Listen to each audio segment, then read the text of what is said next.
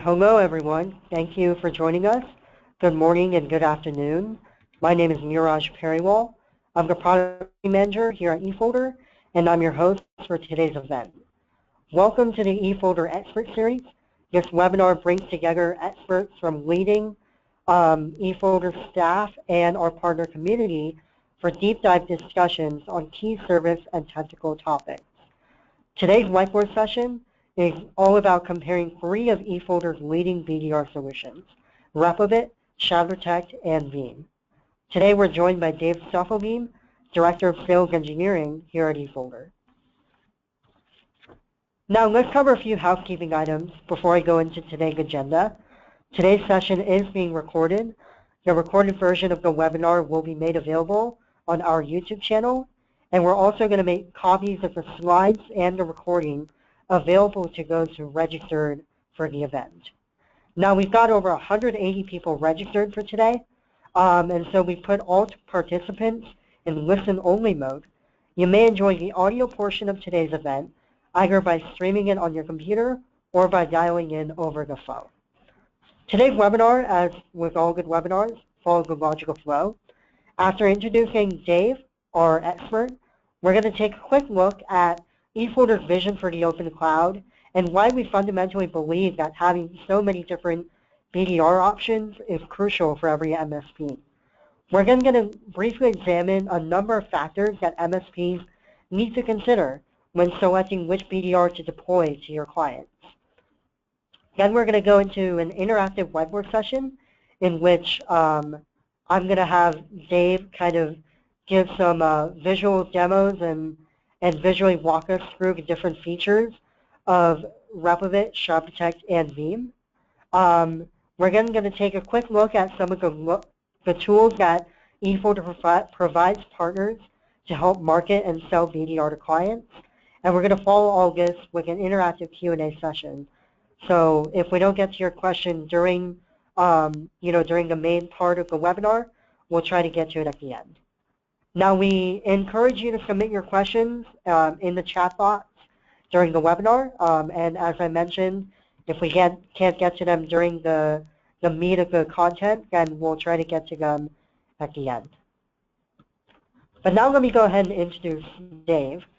Dave is the Director of Sales Engineering here at eFolder. He brings over 20 years of technical experience to the channel team and is involved in technical consulting and partner support for the entire range of eFolder solutions. Dave has worked for companies like Macromedia, now Adobe, Corel, Novell, and StorageCraft prior to coming to eFolder, and he has gained extensive and diverse technical knowledge with experience especially in cloud technologies.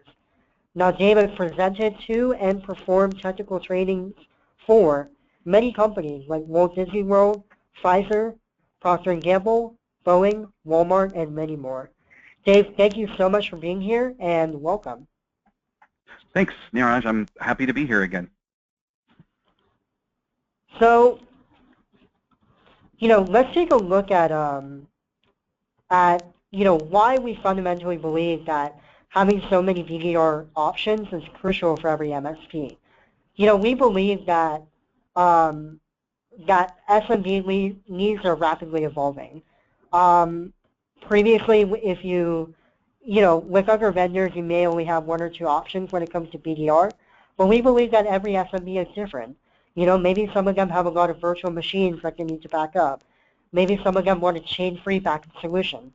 Maybe some of them have no idea what they need, but you as the MSP are best able to guide them and service them based on maybe what you're capable of, what your technical people are knowledgeable about, and what you can afford and what you really want to provide to your clients. So with these rapidly evolving SMB needs and you as MSPs providing a wealth of IT managed services, we have aligned ourselves with 5 leading image-based backup providers, Acronis, Dell with Aperture, Replibit, Veeam, and ShadowProtect, which is made by StorageCraft. And we've built BDR solutions that work seamlessly with these software solutions, and we integrated them with our cloud. So in the eFolder cloud, you get storage, you get compute, and you get recovery. And as Dave is going to show, you know, even though it may sound really complex to an end user or maybe to an inexperienced MSP, when you get down to it, the combination of these BDR services in the eFolder cloud make for a really great and seamless BDR solution. So before we get into the weeds of the differences between these different BDR solutions, let's just cover, the common things that all eFolder BDR solutions share. Now, all of our BDR solutions are business class. Whichever one you choose, you're going to get a powerful image-based backup software, file level recovery, granular recovery for exchange. So for those of you with lots of client email and calendars to back up, that's really great to know. We always offer a free and fast pre-seed service, so you don't have to hog all your bandwidth or your client's bandwidth with sending, gigabytes or terabytes of data to the cloud. And you can pre-seed it, backup or replication to the cloud, encryption with partner or user-owned encryption keys. We believe that security, you should be in control of that security, and on-site or cloud-based virtualization and recovery. All of our BDR solutions are flexible and reliable. With ShadowProtect, we supply BDR appliances, or you can even build your own BDR solutions. We just released a BDR builder for ShadowProtect, so even if you buy your own BDR hardware, you can configure it really easily for ShadowProtect, within just a few clicks and make it work with our eFolder cloud. Again, multiple software options, small client options for single server environments, recovery flexibility, and multiple recovery options. And finally, all of our BDR solutions are channel ready. We offer a multi-tenant model, so we make it really easy for an MSP to handle multiple clients through a single pane of glass. And we offer partner branding and pricing flexibility. So we sell at a low wholesale price, and then we encourage you to go out there and market it and price it and package it in a way that you think makes sense for you and your clients. So what are some factors to consider when you're trying to decide which BDR solution to adopt and deploy? Well, first you should look at which BDR solutions are my techs most comfortable with. We offer, awesome training resources and great documentation, but ultimately, if your techs already know, let's say they know ShadowProtect, and for whatever reason, maybe you're not that comfortable with, let's say, Acronis, then ShadowProtect might be the obvious choice for you, because, obviously you don't want to waste your time learning a whole new solution. Another thing to consider is how much data do your clients need to back up. With every BDR solution, we offer various pricing models, and we do that because we know that people have different amounts of data to back up. And so, we want to offer you the most flexibility, and so we encourage you to look at our pricing models and see how they align with how much data you actually need to back up and kind of choose accordingly. Then you need to look at which applications and servers need to be backed up. Maybe you've got a single server deployment, in which case many of our BDR solutions may work, or maybe you're backing up a lot of virtualized servers, virtual machines, in which case, Veeam might be a great option for you and your clients. And finally, what are my clients' RTO and RPO requirements? So while all of eFolder's BDR solutions offer, low RTO and RPO, ultimately the choice may depend on what your clients really need. So now let's get into the meat of today's session.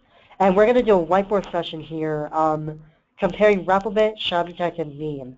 So just to give you a little bit of background, I'm going to be kind of telling you briefly about all the different, the main key features of each BDR solution.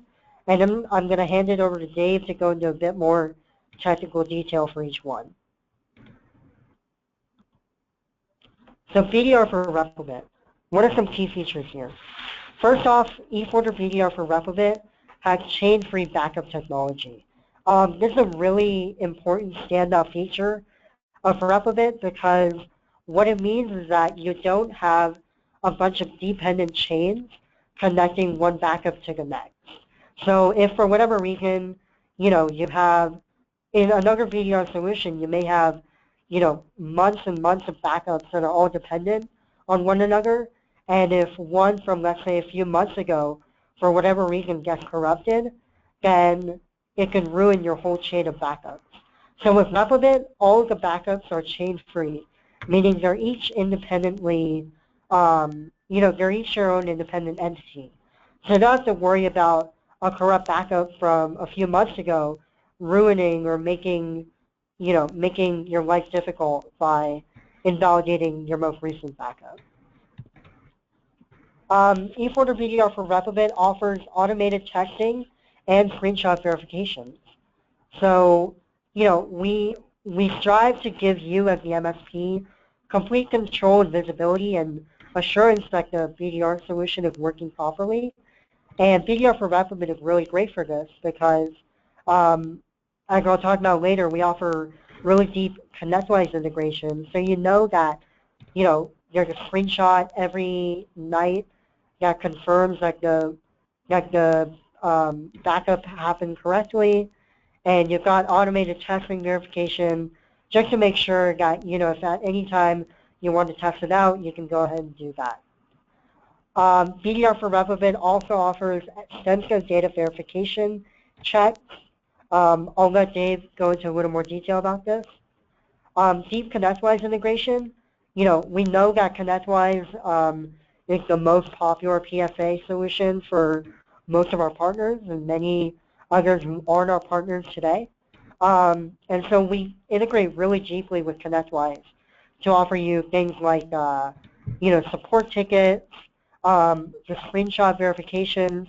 They all run through ConnectWise to make for a very seamless and easy experience. eFolder BDR for Replibit is also hardware agnostic. And what we mean by this is there's no necessity for a Windows Server OS license. So if you want, you could build it on Windows, but you can also install it right on a Linux box, which doesn't require you to go out and buy that $100 Windows license if you don't want to or if you don't need to. And kind of going along with that, eFolder BDR for Replibit comes with its own OS, and this really reduces the total cost of ownership for the MSP and for your clients. Now, who is eFolder BDR?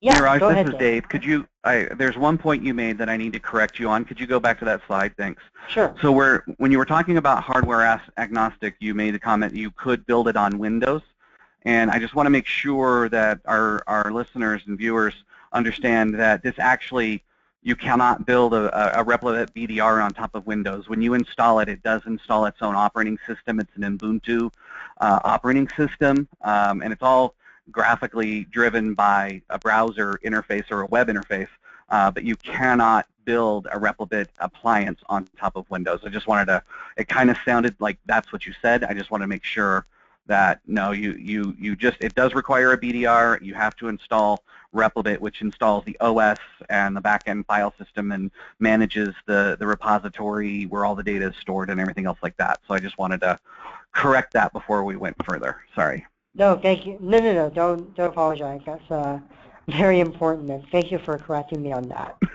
No worries. So let's go into, who is eFolder BDR for Replibit ideal for? So as I mentioned, we offer really deep ConnectWise integration with this solution. So for those of you who rely on ConnectWise for ticketing and support notifications, BDR for Replibit is really going to be a strong solution for you. Now, every MSP obviously wants a very simple to deploy and easy to manage BDR solution, and this is exactly what eFolder BDR for Replibit offers. You can manage it from a single pane of glass. It takes, very, very short time to deploy.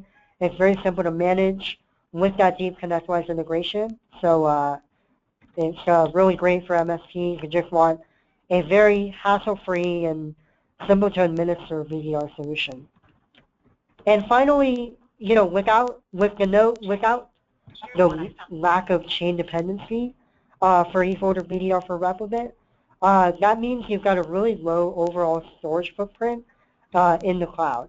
Now, what this does is, in addition to the benefits I mentioned earlier, where, you can't have a backup that got corrupted 5 months ago, somehow, mess up your current backup, you're also saving a lot of storage in the cloud because you don't have a backup from last week actually, being an accumulation of the last few months of backups.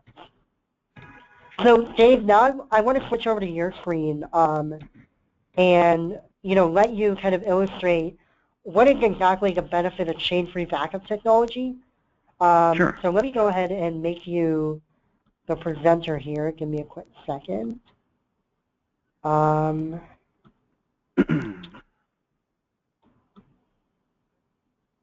Okay. Okay.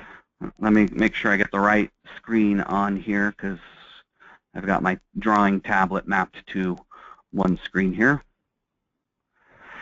Okay, so let me know, Neeraj, when you see my screen, you should see a landscape with a tent in there. I do. Yep. Okay. All right. And let me turn on the drawing tools here. And I also have just a blank PowerPoint slide that I'm going to open up.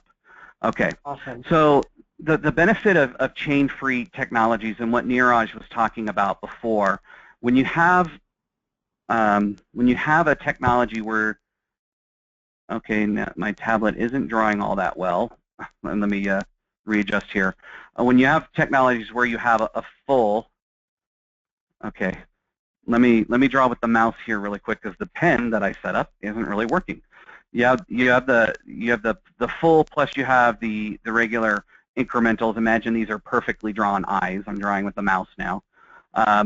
As you were saying before, with an image-based technology that's chain dependent. Now this is either incremental or decremental. Decremental, there's less of a dependency chain because they're injecting data into the full to give it the full always be the latest point in time backup, and then it goes backwards in time.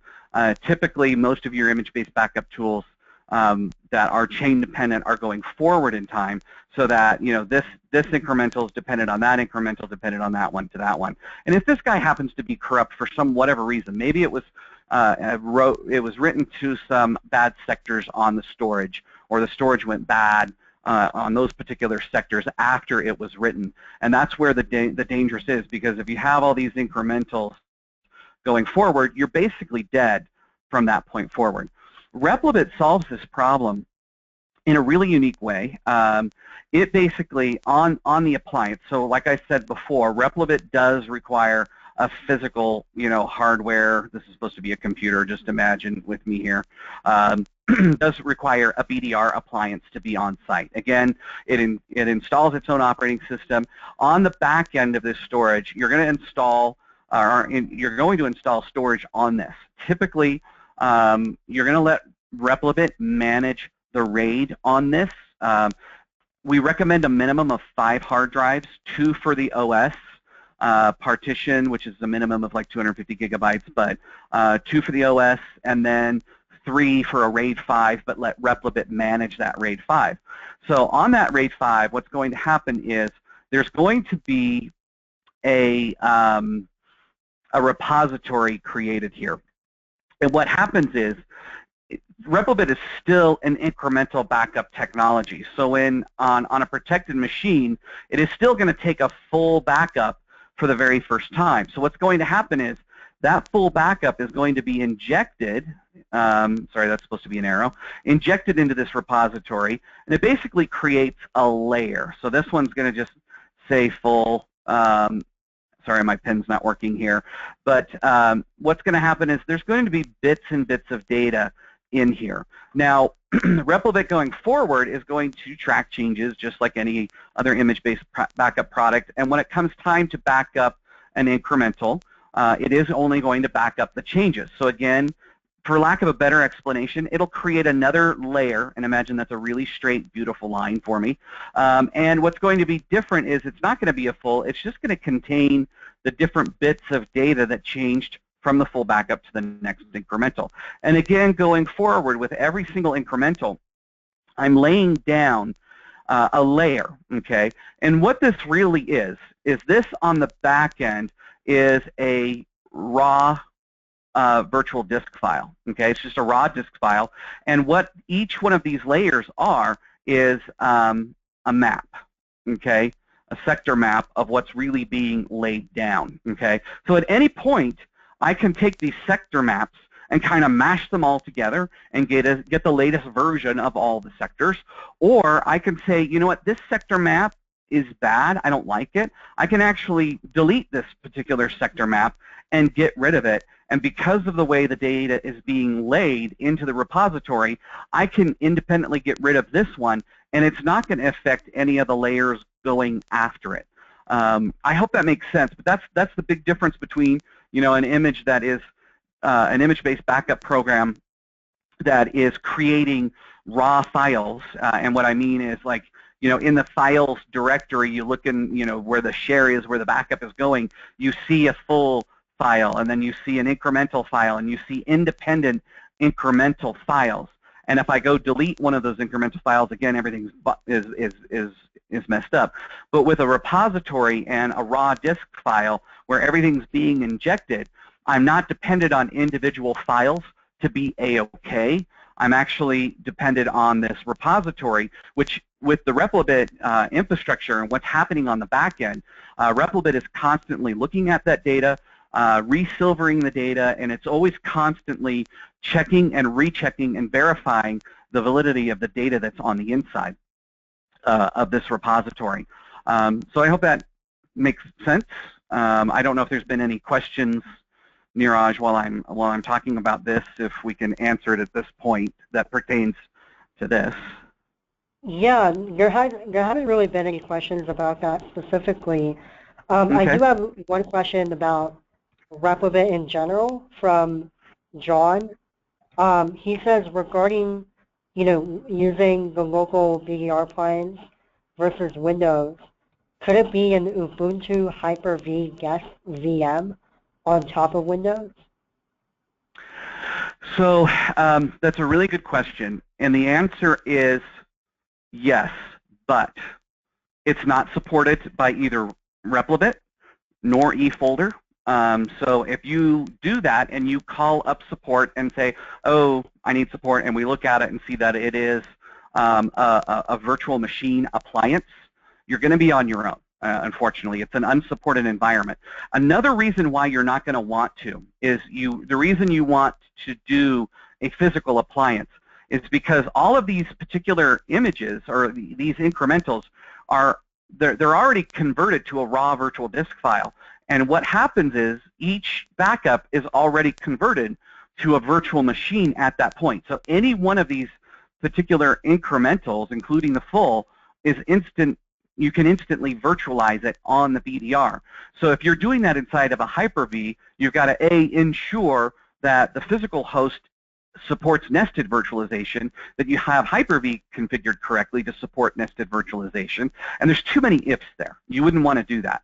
So if you're going to want to put a physical machine in there that does support virtualization, so that at any given point when you go to virtualize a protected machine, you can fire up directly on a host, on a physical host, and get maximized performance out of that. Because running in a nested environment, you never know what you're going to get. Our demo environments are set up that way in a nested environment, and you know, we don't really run into any performance issues, but we're also backing up just base operating systems with nothing in them too. So it is doable. It's unsupported and not recommended. Great. Thank you, Dave. Why don't you know, we do have a couple more questions, but let's try to address some of the other things that we want to cover today before we get to them. So if you could please, let's see if I can make myself the presenter. There we go. And I'll try to get my pen working. so I can draw better, hopefully. Thanks, Dave. Yeah, if you could just confirm, Dave, real quick that you can see my screen. I can. Yep, you just need to start your slideshow. Yep. There you go. All right. Let's go ahead and continue and talk now about ShadowProtect. So, what are the key features here with eFolder BDR for ShadowProtect? Well, one, we've got numerous deployment options. So, whether you've got a single server that you want to back up to the cloud, or maybe you brought your own server and you want to configure it with BDR for ShadowProtect and, all the software and the connections necessary that you need, or maybe you just want to buy some hardware from us and keep it real simple. We offer you numerous deployment options, so whatever you're most comfortable with will help you accomplish.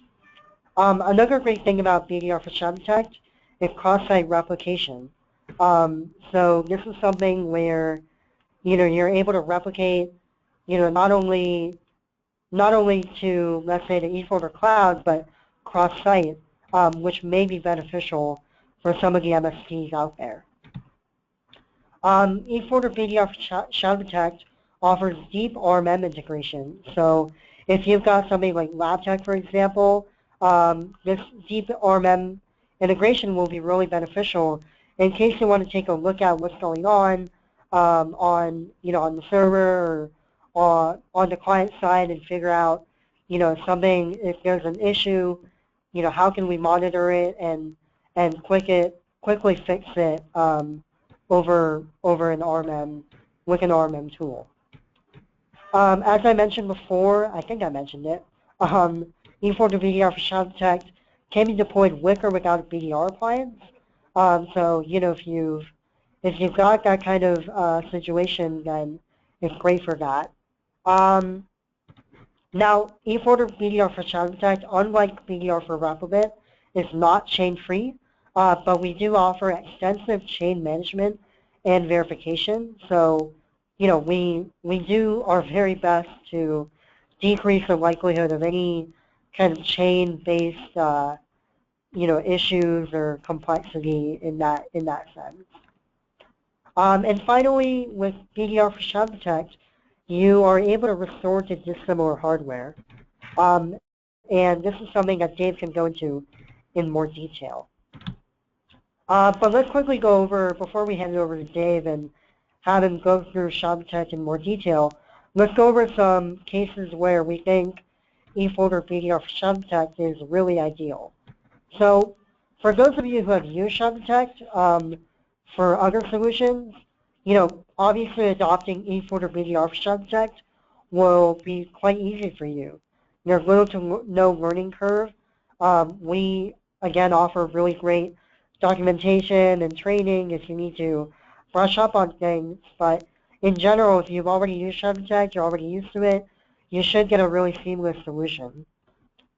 Now, for MSPs out there who need integration with Autotask and or ConnectWise for supporting and ticketing, ShadowProtect is really ideal. Again, Replibit also offers deep ConnectWise integration.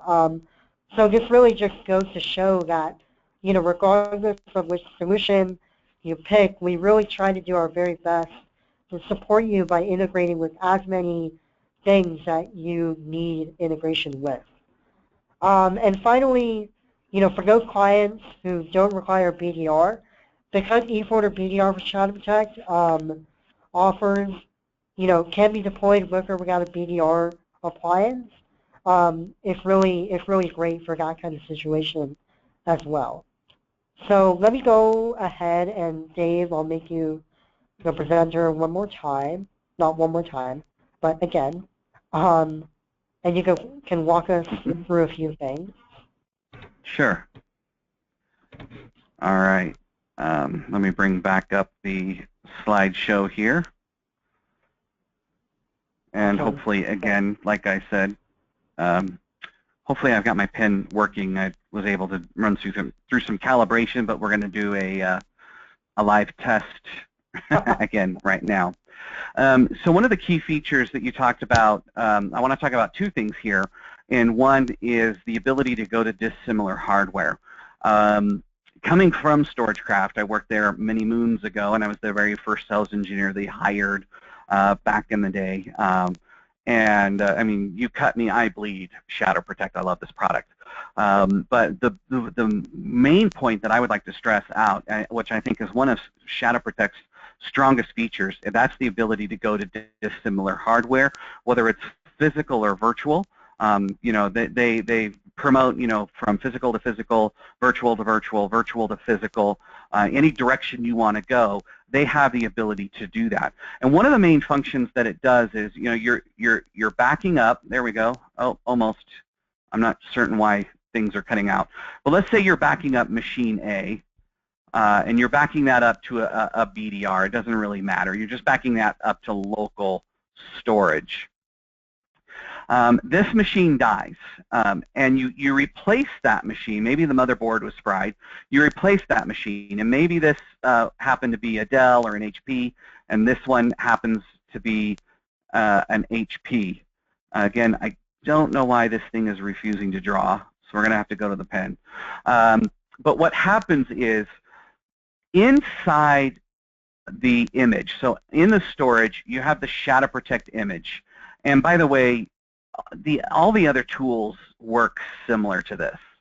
So you have the image, and what's in this image is called a HAL, okay, a hardware abstraction layer. Sorry, I'm now drawing with the mouse again. So the HAL is part of the Windows registry. The HAL talks, when Windows goes to boot up, it talks to the HAL, and it says, okay, registry, what hardware am I on, and how do I talk to it? Where are the drivers? What's the information to know and understand how to boot this machine? And StorageCraft has done a really, really good job of going in and actually manipulating this HAL. And it's not just from a physical machine to a physical machine, but this is also part of their virtual boot. Maybe this is a BDR, and this machine has temporarily died, and you're going to do a near instant failover, and that virtual boot feature of ShadowProtect has the ability to do that HAL, that hardware, where it goes in and redoes that hardware independent restore and says, okay, you're no longer on the physical or virtual machine you're on. You're now going to be running in VirtualBox, and by the way, here's all your drivers. This is how you're going to talk to this machine, and then you get a successful boot up.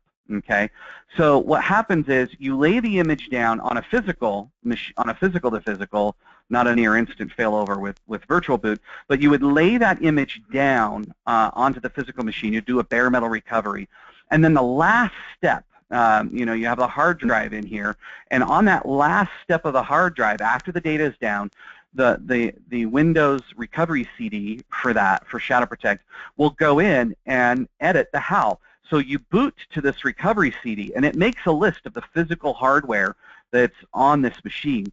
And it basically says, okay, look, it has this type of motherboard, this type of chipset, here's your NIC, it has this kind of a NIC, and this kind of RAID controller or storage controller, what have you. And it does its best job in editing this HAL after the data is laid down. The operating system on the hard drive is not running. We're actually booted from a CD on this, or a thumb drive, what have you, but you're able to go in and then manipulate that registry, remove the bootable device, and then boot directly off of this, and basically have it boot up successful the first time. Now, the cool thing about the hardware independent restore of ShadowProtect in the recovery CD or in their recovery environment, let's say that HAL doesn't work the first time. Again, it does its best guess. But maybe, and I've had this case where Intel launched its new Xeon processor when I was at StorageCraft, and I had a guy call me up and said, hey, I'm doing a physical-to-physical migration from an old Pentium chip to the Xeon. He goes, you guys don't have those drivers. It doesn't recognize it. And I was like, oh, well, go out, go get all the DLLs, throw them in a directory, and then add those DLLs as part of the boot up sequence. You can put them on a thumb drive and put them in the recovery environment and tell ShadowProtect to use those specific drivers, and it will inject them down. And an hour later, he called me back up and said, hey, the machine's running like as if it has always ran on that hardware. So one of my favorite things about ShadowProtect is this ability to go to dissimilar hardware. Again, it works from going from physical to physical, virtual to physical, back and forth, you know, Hyper-V to VMware to VirtualBox to, an HP physical machine to a microsystems board. I've even ran a full-blown server operating system from a server that had died as a virtual machine on my laptop, and it works fantastic.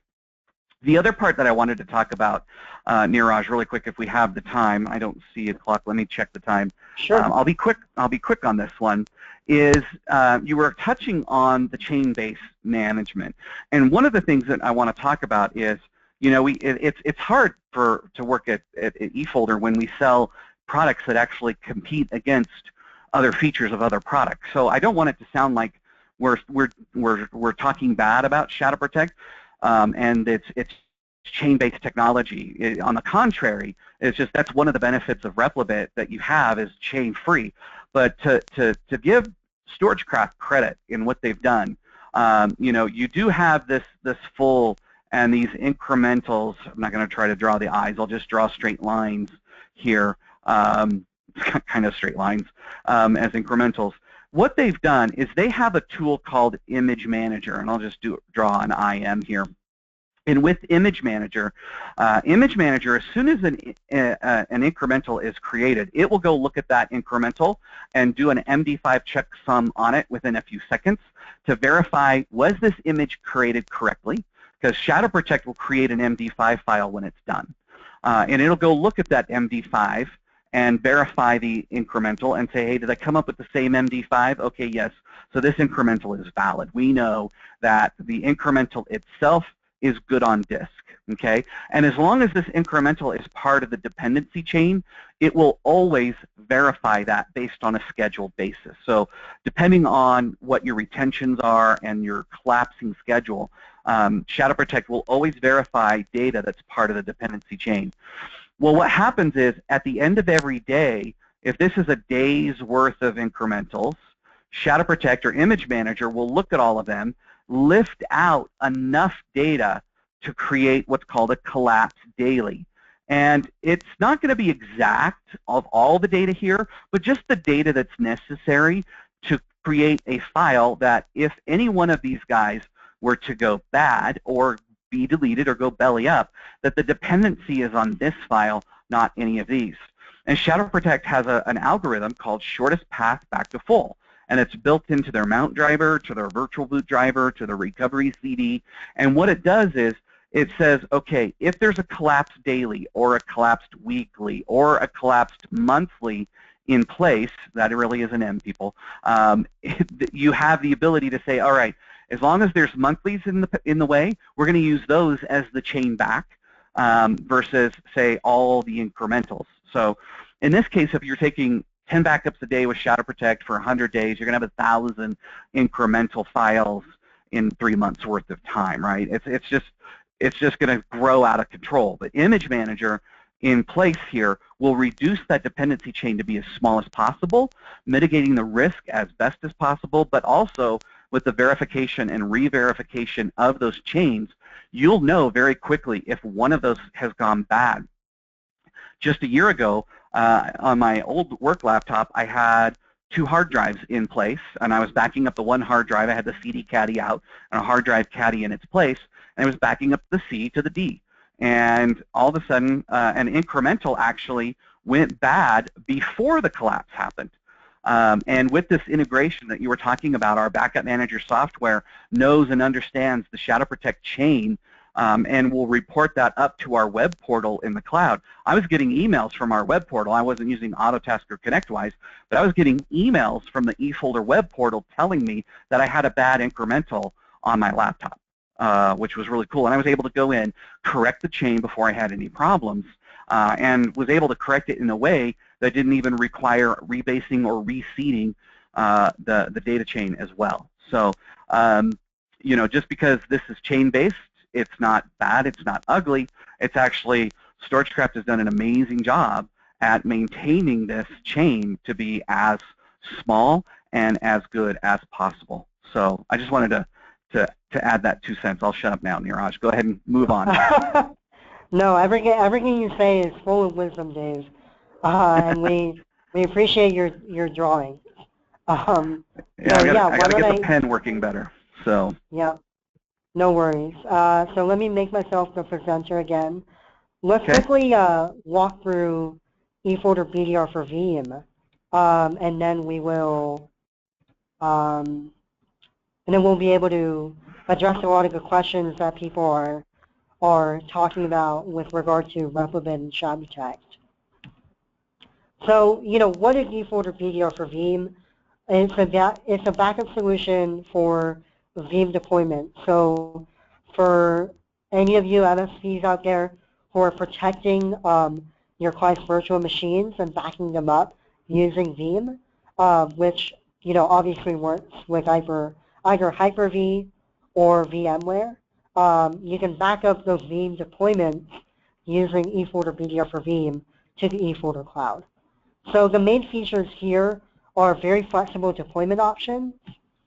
eFolder BDR for Veeam offers automated backup, testing, and verifications. So you really know that all the backups and the recovery are working as they should. Wow, all of them came in a row. Instant VM recovery, so you're able to boot VMs directly from the backup. Pre-production testing, and the storage agnostic aspect of BDR for Veeam. You can tell that I'm trying not to go into too much detail here. A, for reasons of time, and B, because Dave is way more knowledgeable about this than, frankly, anyone else at the company, and I want to give him, the freedom to really talk about these in detail. And finally, eFolder BDR for Veeam offers agentless virtual backups on VMware and Hyper-V, so compatible with the two most popular hypervisors out there. Now, who is eFolder BDR for Veeam ideal for? Now, for those partners who need to use different types of storage, and for clients who have low RTPO requirements of 15 minutes or less, for all applications and data, eFolder BDR for Veeam with that low RTPO, recovery time is really great for those kind of clients and partners. And for partners who manage VMs and want to deploy a backup software that's designed specifically for virtualization. Obviously, if you're protecting your clients with Veeam, you want to add that cloud-based backup and recovery using eFolder BDR for Veeam. So let me go ahead and, Dave, just for time purposes, let's try to keep this relatively quick. But let me go ahead and make you the presenter, and you can walk us through real quick kind of the key benefits of eFolder BDR for Veeam. Especially things like the flexible deployment options and kind of the how it works with VMware and Hyper-V. So. Sure. All right, and we've dished. I've dished trying to draw with the Coda beating drawing, and hopefully the good old-fashioned paint works here. So the flexible deployment options. The nice thing about Veeam is you actually need just a central space to install Veeam. Now that could be on a physical machine or a virtual machine. It doesn't matter. Veeam just needs access to the actual hypervisor or the hypervisor management tools. So if this happens to be VMware, you're gonna talk to vSphere, okay? And vSphere is the tool that manages all the physical hosts for the VMware installment, the VMware tools. And then there's also the Hyper-V one, or I can talk to Hyper-V itself directly. But the Hyper-V management system, and the name just escaped me, and I know all of our partners on the phone call are going to go, idiot, but the System Center, I think, if I'm wrong, I apologize. But with Hyper-V, VMware is going to talk to these guys through the APIs, okay? And it's going to say, okay, all right, software management or Hyper-V management tools, tell me about your VMs, tell me about your environment, tell me about your hosts and the VMs that are running on it. And from that, I'll be able to pick and choose where I want to back that up to. The main thing about Veeam is storage agnostic, like you were just talking about. So this could be a SAN, a NAS, a USB drive hanging off the back end of the Veeam. It doesn't really matter. It just needs local storage, and that's another thing with ShadowProtect that's a strong suit, is ShadowProtect doesn't care about the storage on the back end as well. It just needs somewhere local to back up. Now, if we have any partners on the call that are doing Veeam today, and you're doing like Veeam replication jobs, you're going to have to think about this solution a little bit differently with eFolder, because you actually would do a replication job, which would then replicate to an offsite location and then replicate that to storage running over there. Okay, but with Veeam, what you're going to set up is just a regular backup job that's going to back up again to local storage, and the Veeam management console really isn't going to do any like near instant failover, near instant virtualization or anything, because you have hypervisors that are already doing that, and they're already virtual machines. What it's going to do is allow you to take an image that might be hanging off the side and present it to another host as recovery. And in that case, what would happen is, if a VM that was running here died or had physical corruption on the data file, you could boot that as a virtual machine back on another virtual host there. And there's a lot of other tools and features with Veeam that come with Veeam and that you can purchase as a package. There's granular recovery for Exchange and SQL and AD and different things like that. Another thing to keep in mind, Veeam is for virtual environments only. They have released a physical. I have not played with it. I don't know if the physical is in beta or if it's out yet, but it's something to check out. They do have a physical. They will or do have a physical environment, but Veeam has made a name for itself backing up the virtual environment. Today, eFolder only sells the Cloud Connect piece, and what I mean by that is the Veeam software and licenses and the licenses to back up Veeam itself, you either have to get from Veeam directly or through Veeam distribution, okay, however you would get that. And then from eFolder in the cloud, eFolder, they have what we call a compute node here. And what we do is we install the Veeam Cloud Connect. We just have a virtual machine that is running, and basically on the back end of that virtual machine is a big old giant repository that auto grows and everything else, big old storage. So you add eFolder as a service provider to your local install of Veeam, and then say, okay, there's a user called customer number 1 or what have you. You create a user with a quota here, and basically you connect that user to this local Veeam of instance, and then what we're going to do is we're going to do what's called a backup copy job, and we're going to copy the backups through this service provider link to the compute node that's going to collect those, and this is actually running the Veeam Cloud Connect software, which is going to then put that on storage. Now this is multi-tenant, so you can have customer 1, customer 2, customer 3 all backing up to the same storage location as well. So keep in mind when you go to deploy this, it can back up Hyper-V and the vSphere, the virtual environments, but also you want to natively, respectively, recover. So if you lose a complete site, maybe it's a Hyper-V site or the VMware site, doesn't matter, and you have to bring that up into our data center, we actually have multiple flavors of what we call our continuity cloud nodes, and we have a Hyper-V and a VMware side. So if your images are coming from VMware, we can recover them to a VMware virtual machine or a VMware hypervisor and bring that environment up as well. So again, from Veeam, if you're using Veeam, you're not thinking about replication. You're thinking about the backup jobs and the backup copy jobs, getting that data to our cloud. So I hope that makes sense to everybody, and thank goodness my pen worked a little better. On my drawings, I don't think are any better, Neeraj. No, I think your drawings have definitely improved. It'd be kind of cool if they were green, to keep with the oh yeah, they're coloring. The look. Yeah. But yeah, Yeah, no worries. definitely. We appreciate your drawing. So thanks for that. Let me make myself the presenter once more. Okay.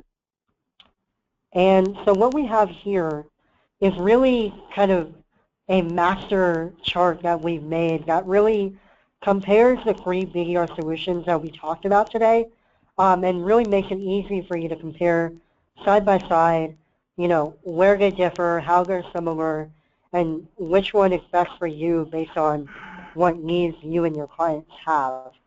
So I think I'm going to take this opportunity, rather than just kind of talk through the guide or talk through the chart, let's take the opportunity to answer a few of the questions that have come in here.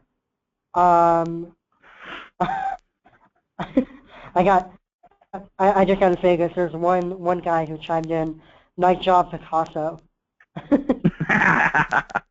Thanks, appreciate that. All right, that was a self-portrait, by the way. Yeah, at the end of it. Let's get to these questions. So we've got a question here from Wayne asking, and these questions, a lot of them are about Replibit. Do we need the full plus at least one incremental for a backup? If the full is no good, is there a problem? That's a really good question. If the full is no good, is there no problem? The chances with Replibit, and let's talk about that. The chances with Replibit actually creating a backup that is no good is really, really slim. And let me talk about that. Replibit, as it's backing up, on every single backup that it does, it goes through a set of checks and balances, a little more than a half a dozen checks and balances. It's looking at the boot DLLs. It's looking at defragmentation and virus definition, antivirus definition lists and different things like that. And it's actually looking at a bunch of information here that says, okay, is there anything wrong with this set of information that's going to keep me from booting this as a virtual machine? And if it says yes, if it fails, then it'll actually fail the backup and not commit it to that repository, even on an initial full. It'll fail the backup and say, listen, this virtual machine or this machine that you're backing up, I can't guarantee that you're going to be able to boot this later on. So if it commits something down, you're going to be pretty much guaranteed that it will be manageable and bootable.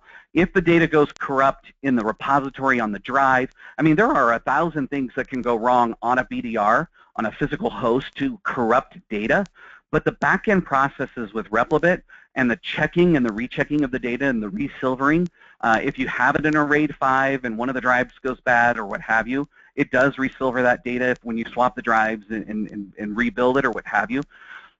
But keep in mind, if you have a corrupted file system and somehow you luckily pass a backup, you put garbage in, you're going to get garbage out. And that's the case not just with Replibit, but with ShadowProtect, Veeam, Acronis, and Aperture. So if the full happens to go bad, because it is chain dependent and it is mapped, the data that's in that repository should be okay. You can actually eventually, what happens is that first full, because it is chain free, you can actually do first in, first out on your retention too. So your oldest backup, if you keep 30 days worth of backup on day 31, your full backup actually does drop off and out of the, giving you the ability to recover it. The difference is with that is any data that is required, required or still has maintainability doesn't drop off, but the ability to recover that point in time does drop off. I know that's kind of a really roundabout answer, but again, if you're failing, if your full backup is going to be corrupt, it's a good chance that Replibit's not even going to commit the backup in the first place if you're you're backing up a crappy system anyways. So hopefully that answers your question. Yeah, thank you for that, Dave. We've got a few more about Replibit. Let's see. Richard asks, so Replibit has its own Linux installer, correct? Is there an agent for each server that is installed on the server to be backed up? That is correct as well. You hit the Replibit appliance itself, once you have the Replibit appliance installed, and it's on the network, you go to that IP address via a web browser, and you'll hit the web interface. And from the web interface, there's the downloadable agent that you'll use to install on the Windows machine. Now, keep in mind, even though Replibit is a Linux-based appliance, it is only a Windows backup solution. It will not back up. It does not have a Linux agent. It only backs up Windows. So keep that in mind. That can be confusing sometimes as well. But yes, there is an installable agent per protected machine, and it is also licensed as such. So if you have a client with 5 machines you wish to protect, that client needs 5 licenses. Great. All right. I'll try to tackle another, or Dave will try to tackle another Replibit question, then we'll try to move on to ShadowProtect. Just by the way, I know we started a little bit after 11. So what we're going to do is we're going to just try to keep going and answer as many questions as possible. And for those of you who do have to drop off because it's the top of the hour, rest assured that we will send you the recording of today's session. So we'll try to get to as many as possible, even if we can't, stop right now. So let's see. Another question here about Replibit. Does Replibit offer BMR to dissimilar hardware? It does. It does. You have a from the Replibit website, you can go and download their bare metal recovery ISO. Excuse me, one second. And with that ISO that you download, you can either burn that to a physical CD or use like a Linux pen tool type device but software to then extract that and put that onto like a bootable thumb drive. And then you would just boot your physical or your virtual machine on that. It does have the ability to do dissimilar hardware as well, but you would boot to a recovery CD or a recovery thumb drive, depending on how you wanted to do it. Great. All right. Sorry about that little flipping through the slides real quick, guys. Let's see. And then trying to see what other ShadowProtect questions there are. Let's see. Bill asks, if a Windows server has a boot volume as FAT32, will ShadowProtect be able to image it, or do we have to convert it to NTFS?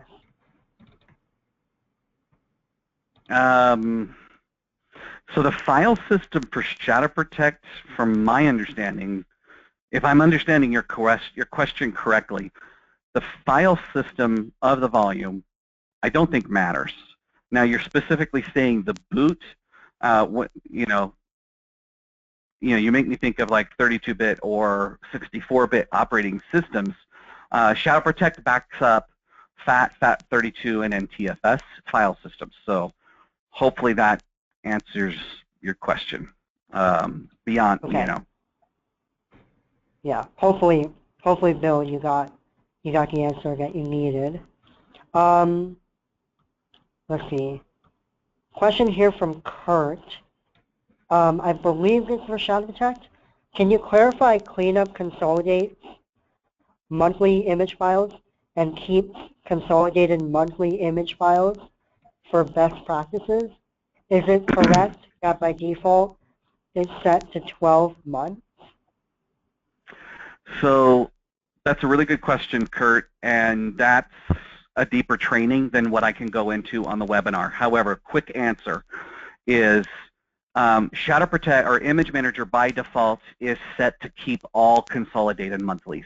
That is the final collapsing point. It will collapse on a daily, weekly, and monthly schedule.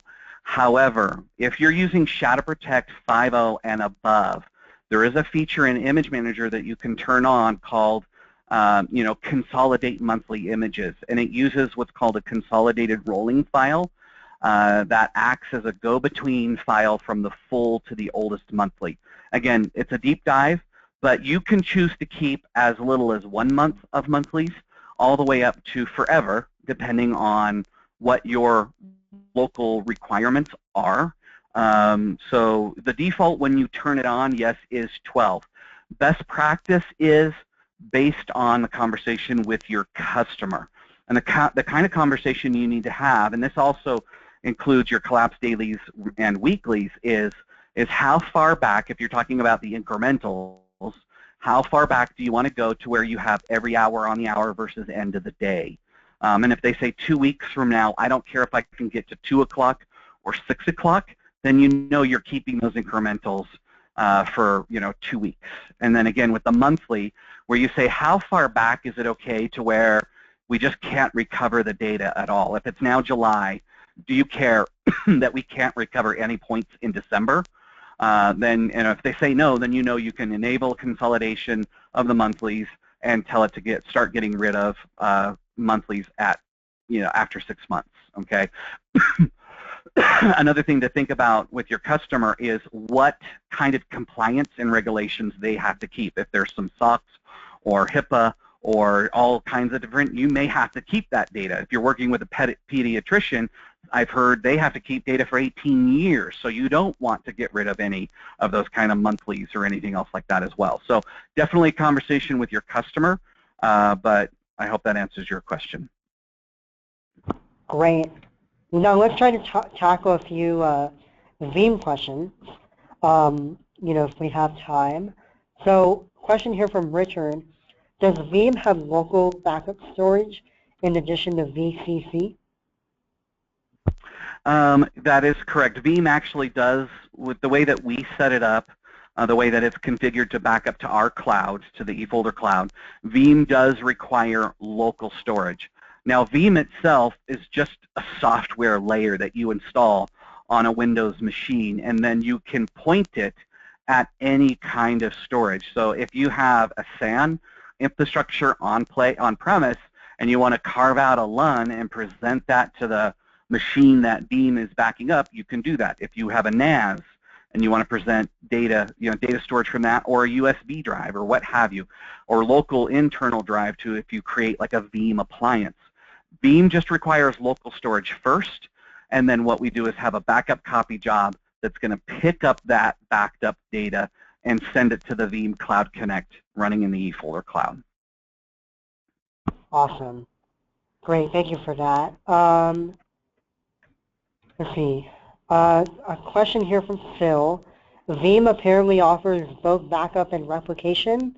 Dave, you mentioned that with Veeam, you only think backup. Why not replication as well? Right now, that's a good question.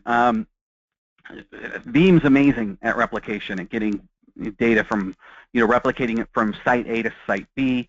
I could go in and tout Veeam all day on how good they are at replicating from dissimilar storage to dissimilar storage. If you have an EMC SAN and an Evamar or a NetApp SAN or something else like that on the other end, it doesn't really matter. It doesn't care.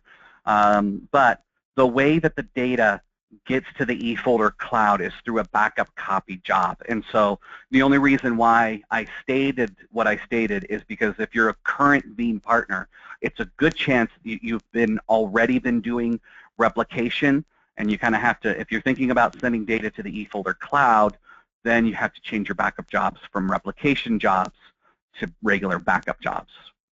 I hope that answers that question. It's just a matter of what we're running. We are looking at the Veeam, the new Veeam Availability Suite 9 that just released a couple of months ago, and the compatibility of that and using replication of that to our cloud.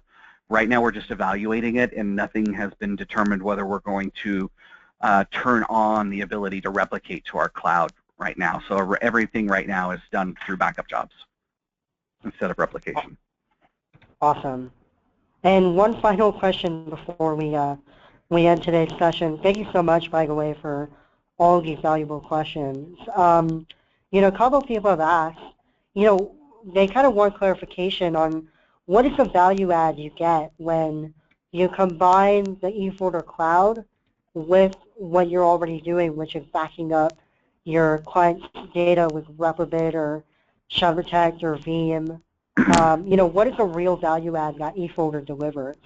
Dave, if you want to kind of touch on that. Yeah, that's a really good question. So as an IT provider for small businesses, they think of backup differently. Small businesses definitely think about it differently than enterprise because cost becomes a factor. eFolder sells all of its licenses that it comes with bundled cloud storage. So as an IT provider, you can offer basically enterprise level type features like offsite disaster recovery for the same cost as you're going to offer local disaster recovery as well. Now, 99% of the disasters that you're going to deal with are going to be solved locally. Simple file folder level recovery, granular recovery of of an email or an AD object or SQL tables or what have you. All of that's going to handle locally, but it's that small, minute chance that if that customer loses an entire building or their infrastructure is stolen or a flood or, feast or famine, whatever disaster hits them, the ability to recover that data. One thing that we haven't talked much about, and I did kind of mention it with the Veeam solution, is we have physical VDRs sitting in our cloud waiting to be used, and we call them continuity cloud nodes. Okay, and as a partner, they're running hot, and you basically will get you'll basically get remote desktop access to this physical machine. You'll be able to pull the data out of our cloud storage node onto a production machine and recover it just like you would locally. Now, while your customers, sifting through the rubble or whatever, or figuring out where they're going to be working from, you can recover their data into the cloud infrastructure, get them up and running, and keep their businesses intact. And then also, but maybe they don't need that. Maybe they don't need to recover into the cloud. We can pick up that data, put it on a drive, and ship it to you as fast as you want to pay it, so you can maybe recover to dissimilar hardware as well. So that's the benefit of eFolder, is we offer low wholesale cost cloud storage along with the licenses.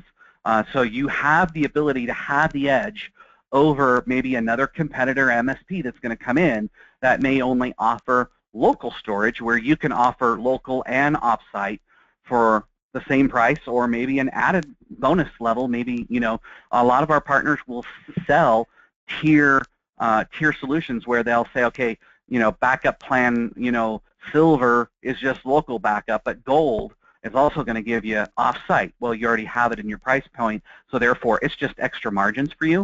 And we don't control your wholesale pricing, nor do we advertise what our wholesale pricing is to anybody other than our partners. So you can control what you're going to offer out or what you're going to charge for this. And so it's up to you on what kind of margins you want to make.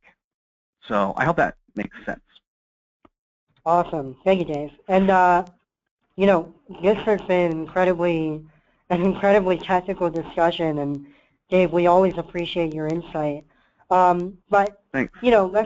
Let's be real. While you obviously, as an MSP, care a great deal about the technical aspects of BDR, frankly, many of your clients probably don't. And we recognize this, and we want to make it as easy as possible for all of our partners to go out there and educate their clients about the advantages and the value of a business continuity solution.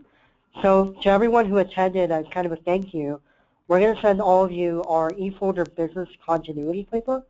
Now, this is a whole collection of brandable marketing assets that you can use to really communicate why you're should adopt a BDR solution. So, it contains everything from white papers that we've written that you can rebrand, put your own logo on, and put your own name on, blogs that you can repost on your own blog, an ebook that you can rebrand, an unbranded video that you can put up on your YouTube channel, on your website, a rebrandable brochure, and a whole lot more. So, for those of you who really are excited to go out there and sell and market BDR, we really want to give you everything you can to do that. And so we're going to give this to all of you as a thank you. So, once again, Dave, it's always a pleasure to have you on, and I cannot thank you enough for being here and for providing all your insight and all of your cool drawings to our audience. So, Thanks, Neeraj. yeah, no, thank you so much for being here, for answering everyone's questions. Thank you all for joining us. Again, this is Neeraj from San Francisco, eFolder, signing off. Thank you so much, everybody, and have a great rest of your week.